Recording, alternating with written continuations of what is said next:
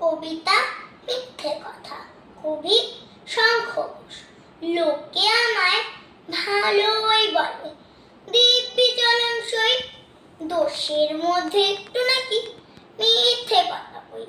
ঘাটশিলাতে যাওয়ার পথে ট্রেন ছুটেছে যখন, মায়ের কাছে বাবার কাছে করছি বকম বকম।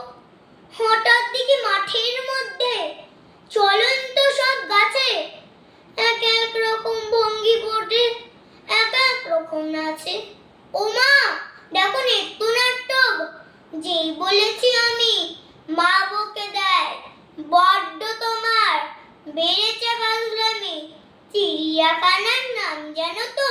আমার সেজো মেশর। আদর করে দেখিয়েছিলেন পশুরাজের কিশোর।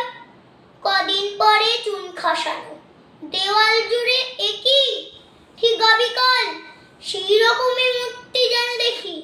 ক্লাসের মধ্যে যেই বলেছি সুরঞ্জনার কাছে, জানিস আমার ঘরের মধ্যে সিংহ বাঁধা আছে? শুনতে পেয়ে দিদিমণি অমনি বলেন, শোনো, এসব কথা আবার যেন না শুনি কখনো। বলি না তাই সেসব কথা, সামলে থাকি খুব। কিন্তু সেদিন হয়েছে কি, এমনি